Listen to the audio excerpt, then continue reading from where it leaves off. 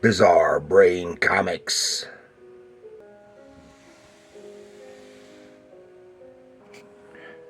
Hello, my comic book friends, and welcome to Bizarre Brain Comics. I'm Gary, your host. This is where I like to take a look at some older comics, talk a little bit about the characters and creators, and examine the stories and the art.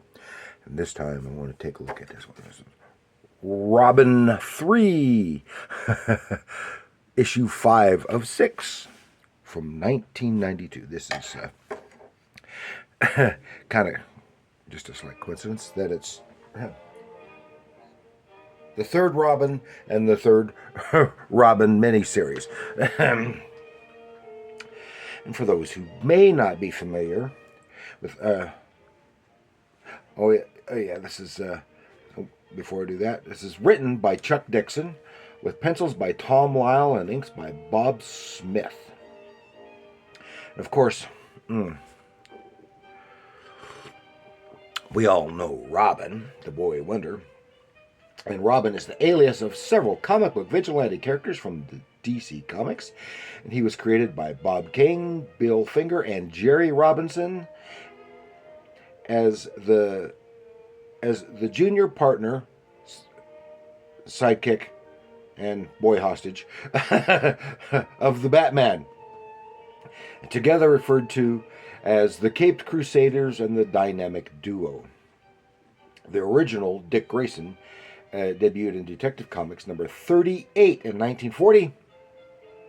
And his first solo adventures were in Star Spangled Star Spangled Comics number 65 through 130 from 47 to 52. Then in the 80s, of course, he had other solo stories after that, but just not on a regular basis. Like usually in one of the Batman titles or various things at various times. Then in the 1980s, as an adult, he set aside the Robin identity in favor of Nightwing. After that, Jason Todd assumed the mantle in Batman number 357. And then he was followed by Tim Drake after Jason Todd's death. And Jason Todd became Robin in 1983. The Tim Drake version got his first solo series in 1991, followed by 2 additional miniseries. Then he received his own ongoing monthly title in 1993 through 2009. And they were not all necessarily Tim Drake Robin in those, but I don't know. I didn't follow them. I got some from the. I think I had the original miniseries in trade paperback, and another trade of some reprints from the regular monthly issue. But so this is Robin number 3, Robin 3, the miniseries, and this is. The storyline here is called Cry of the Huntress. This is part 5 of 6.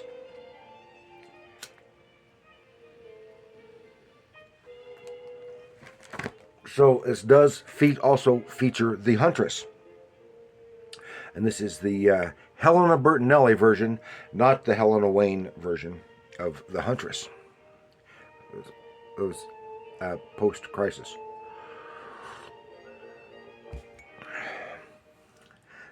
And this is before she was, there was animosity between her and Batman, and even some Robin. They're basically teamed up.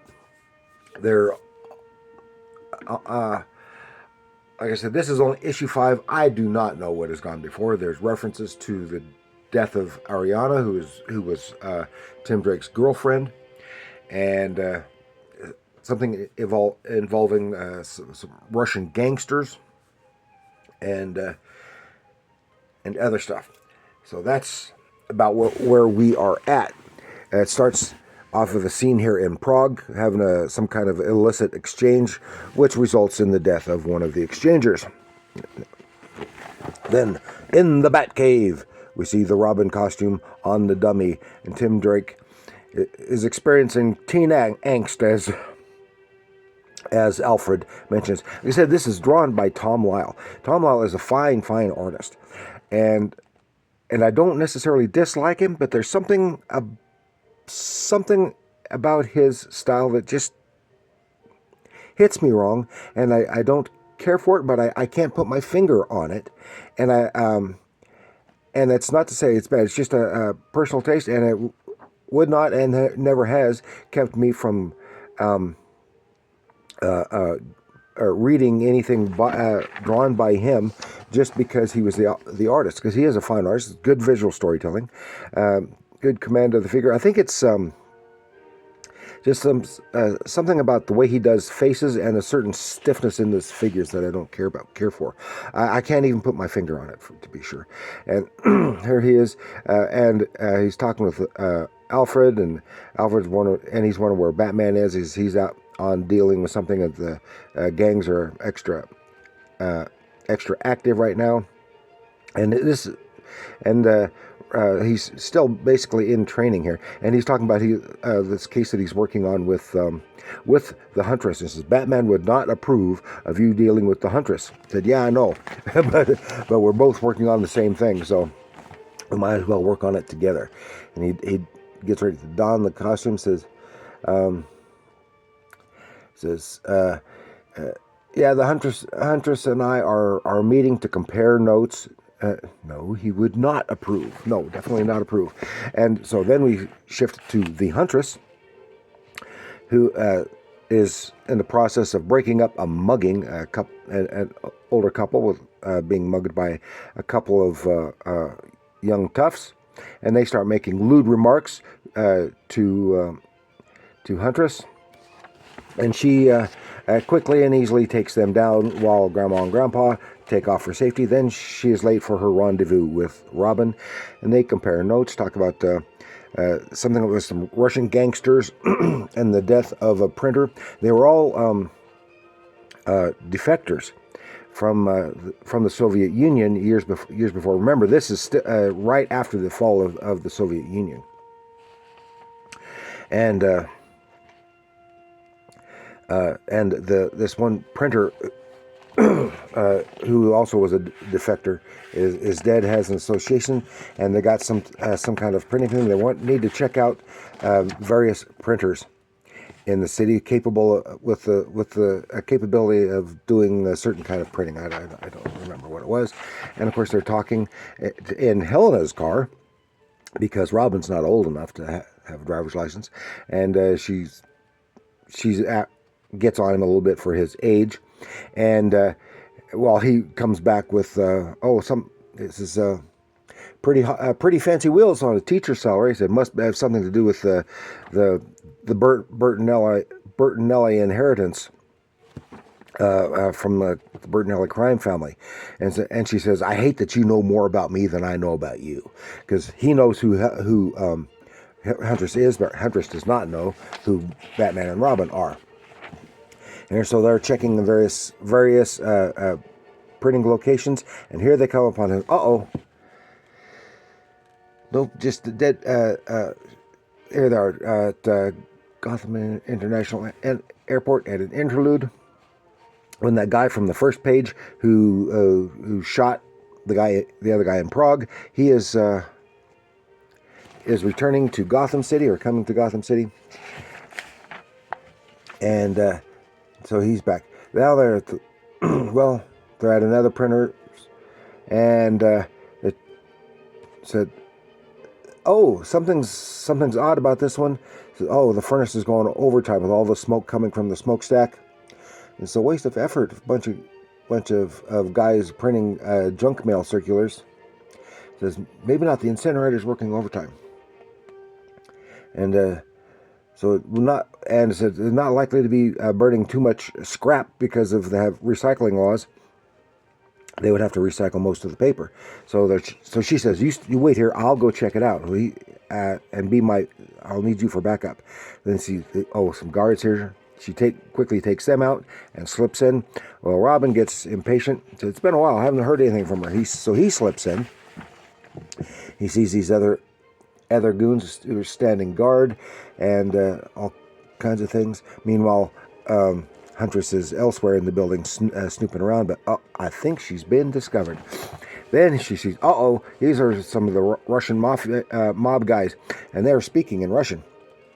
She says, what's this? It looks like some kind of counterfeit currency. And they're all speaking Russian. And yes, it turns out he's going to get the guys behind the printing, all the printing. Said, yep. Said, this will be fine.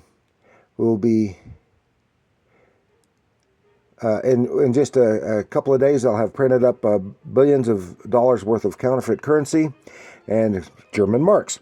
It says, but we want to be paid in marks.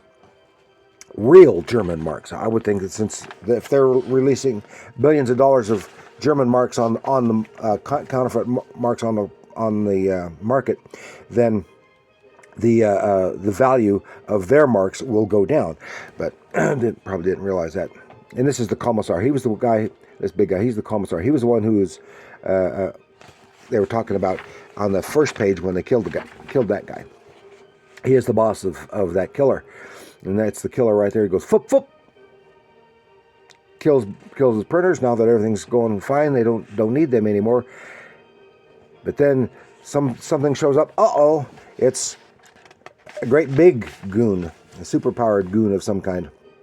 Enhanced goon, anyway. And he has an unconscious Huntress. So they had a clashing somewhere. And he says, this is the... that I thought the one giving us our trouble was a boy. Says, this is the other one. This is one that hurt me. And so, okay. So Huntress is unconscious. Robin swings into action. He's going to foul up the printers to screw up the counterfeiting. And then he sees they're also doing some drug processing, and in the process, he spots Ariana.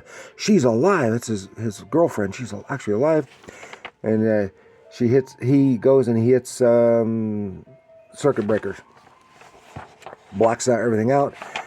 Guys go nuts. He starts knocking everybody out. Grabs Ariana. Says, it's like she's in a daze. She doesn't know what's going on. Then the lights come back on, and there's the goons. He's trapped. Next, the conclusion. So, it's going to be something big, fighting, dramatic. I was interested in this. Chuck Dixon is a fine writer. Don't forget, Chuck Dixon has his own YouTube channel, so check him out there. And, but I wouldn't mind reading this entire miniseries, because this is the only issue of this series that I've got. And this particular miniseries I've got, there was just too much stuff, and it would all cost too much. At the time, I couldn't keep up with all the stuff that I did like. And for the most part, with a few exceptions, I would buy stuff intermittently, various titles intermittently, give them a shot. And a lot of them, like this at that time, it was primarily I think Superman and Wonder Woman titles that I was buying exclusively on the regular, and everything else was kind of intermittent, unless it was various things. And I still kind of read that way, just bop from one thing to another. Even in my collecting, I don't try to collect every issue of a particular run or something like. No. Because I'm more interested in reading them, and I can, for a lot of the stuff, I can get, some of the reprint stuff is available. So that's all I've got to share with you this time. Thank you for joining. Please like, share, subscribe. Do leave your comments down below. What did you think of this Tom Lyle, Chuck Dixon version of Robin? That's the Tim Drake Robin. I haven't been able to keep track of who all's been Robin now, but